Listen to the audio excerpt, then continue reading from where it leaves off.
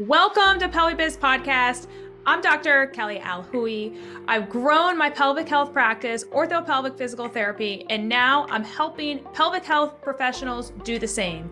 Each week, I give you the knowledge you need to grow your practice. Let's get into today's episode. Today, we're going to talk about why I stopped hustling. I used to be known as the queen of hustlers. And for those people that are listening, who used to hustle? Is that you? More than likely, if you are a pelvic health therapist, you were probably a hustler at one point in time. That's just kind of typically we're type A, not always, but typically we're type A. We like to do the thing. We like to be good at it. So those people tend to be the hustlers. So you're probably thinking, Kelly, what the heck is a hustler if you don't know? Hustler is someone that just thinks that they need to fill their schedule and do more because the hustle is like the game that they have to win. So for me, for those that don't know me that well, I create games in my head. I play games. I don't know, it makes me excited to play games. I love playing games.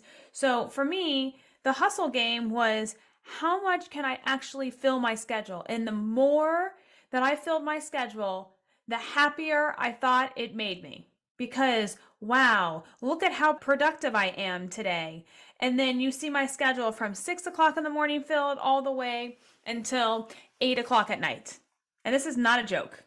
I first started the hustle game when I came out of grad school and I had all the student loan debt and I realized that I wasn't going to get paid that much. So I picked up one job, an extra job, besides my main one. And then I said, you know what? I still am not making enough to pay off my student loan, so I need to pick up another one. And then I picked up another one. Okay, so I had 4 jobs at one point in time. I was a personal trainer, I was a Pilates instructor, I did concierge for movie stars, and I also was a clinical director for an outpatient orthopedic clinic. Okay, I did it all. And I was working from, like I said, 7 until sometimes 3 in the morning when I was on movie sets. So that's the hustler right there. That's someone that is very determined to get what they want, willing to do anything and everything to get there. Now, what I've realized, being the hustler started to impact my health way back when, even before I knew it. And I didn't, know that at the time, but because of that, I feel like that has now led to my current health issues and all my autoimmune issues because of how much I was in go mode. And I just thought that that's just like how we have to live the rest of our lives, because this is what you have to do to make ends meet, being a PT or you guys an OT, PT, whoever you are out there. Like that's just what I thought I had to do. Because no one taught me how to do anything else except the system taught me how to put my hands on people, see patients for 1 hour, in the outpatient orthopedic place, see people for 15 minutes, and then the next person. That's the hustle mode too. So all I was trained was in hustle mode. My parents both were hustlers. So where do you think I got my training? My mom, she was a hustler. She had 4 jobs too. So, that's just something that you don't really realize until you start seeing the repercussions of it later on in life, where you're like, oh, maybe I shouldn't have done that, because now it's truly impacting my health. It will impact your health. It will impact your relationships because you don't have time for anyone. It will impact your social life. It will impact your spouse's life because all you're doing is hustling. And you get to a point where you're like, you know what? I have to ask myself, is this really worth it? Is this worth it? Is it worth it to hustle and have 4 jobs, to have, at that point, I kind of still had energy. I mean, I was kind of psycho, so I kind of still had energy, but is it worth it to now I feel accomplished because I'm now able to pay my $2,000 a month student loan bill, and I was able to live in this apartment that had mold everywhere in it, but I was able to live in it, and I think it was at the lower price point, but still I felt like, hey, I've accomplished something. Like I have my freedom. I'm not living in my parents' basement, and, I have jobs and I feel good. Right. But here's the cold, hard truth here. Okay. You have to learn to work smarter and not harder. Let me say that again. You have to learn to work smarter and not harder. What I mean by that is you have to learn to not treat one-on-one. So we have to like rewire the brain, because how we've been taught is just treat one-on-one and you get money for that. You get money for that service. But what I need you guys to realize and start to think about, for those that are listening to this podcast right now, I want you to think about, what is something that I can do that's not going to impact just one person for an hour, that's going to impact 100 people for the hour? What is something? So for me, I'll give you some examples here. Some examples would be a podcast like PelviBiz podcast.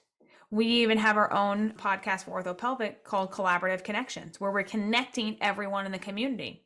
Okay, that's what I do very well, is connect people. So what we wanted to do is get our word out and spread one to many. So people that listen to that, one to many. Another one is hiring. You can hire someone that can treat one-on-one.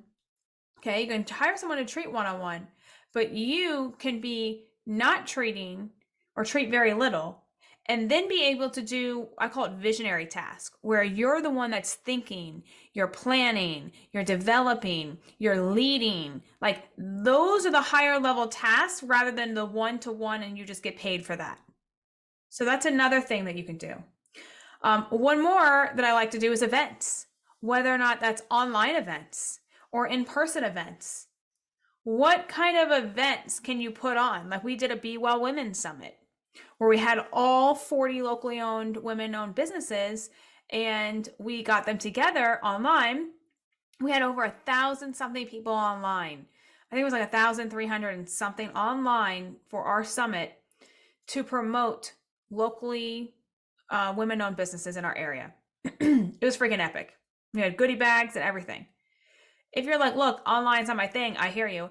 Then you can do an in-person event. How can you do that? Where can you host that? Is there someone that has space that can, allow you to have that? But start to think, how can you impact one to many? Another example is social media.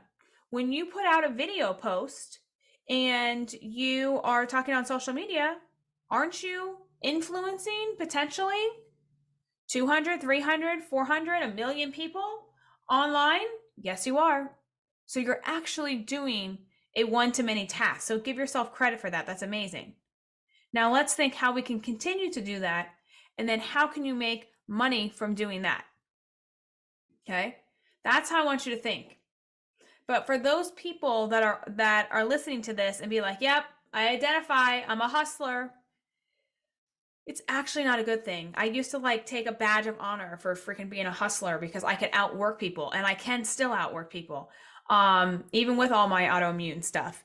But that should not be a badge of honor that I proudly wear around of, I can outwork you. No, that's not okay. That is clearly led to health issues. So what are ways that you can actually take care of yourself? That's number one. You've got to put you first. So in the morning, I have a morning routine where I have to not touch my phone before 11 o'clock, or I have to go and do my walk and then I can touch my phone. And then as the day goes on, that already sets me up to not be in hustle mode, because I've taken care of myself and I'm not okay, let me get up. This is what I used to do. Let me get up. Let me go right into work. What does someone need? Let me answer emails. Okay, let me answer IG messages. Let me answer blah, blah. And it would just go on. And the second I got up and opened my eyes, it was game on. And I didn't shut it off until 8, 9 o'clock at night. When I was just treating in my clinic, it was just me, I was working from 7 o'clock in the morning to 7 o'clock at night. I was in a basement. I never saw the light. I literally didn't see the light for months and months and months. I waited a whole year to hire, and I hustled, and I just had patient after patient after patient come in. And, I was up to 50 patients a week, 50 patients a week, still running the clinic by myself, treating by myself, having no one else on. It was psycho. And I highly don't recommend that. It's not sustainable. It's definitely not sustainable. And that's the other thing you have to think about is, if you want to be in this game, again, I'm going to go back to the game. If you want to be in this game for the long run, then you got to learn not how to hustle, because you can't hustle. If you hustle, you're only going to make it like 1 to 2 years, and then you might croak. I'm just being honest. But if you just want to play the game, because I enjoy the game, I literally enjoy all the ups and downs, the losings, the winnings, all the things. If you enjoy that, which is truly what I love, which may be a little crazy. People may say it's crazy, but I love that. I love, can I win the game? Then you've got to work smarter, and you've got to think more than you react, and think more than you actually use your hands. So instead of being someone that is, just the therapist doing the work, you have to learn how to pull yourself out and learn how to hire so other people are doing the work. But that doesn't mean that you're not working, because hustlers have a hard time pulling back if they don't see that their schedule is blocked out every freaking hour because they have something to do. No, you actually want your schedule open so that allows you time to think, to then be able to say, team, or other therapists, this is how we're going to move forward, and this is what we're going to do, so that we don't have to be the hustlers and we can work smarter and not harder. So this is kind of a quick podcast for the day, but just remember, guys, try not to be the hustler. Let's get rid of the word hustler. It's just really not a good thing in hustle culture that we have right now. Let's try to slow down, especially us female entrepreneurs. Slow down, take some breaths, and start to use your brain more. And I promise you, things will work a lot better than you trying to just fill the schedule, look like you're super busy, and be super busy, and just trying to do the thing after thing after thing. Let's work smarter. I consider myself a business and life coach. Are you ready to live the life of your dreams as an entrepreneur? If so, let's chat. See the episode notes below and go ahead and book a call. See you all next week.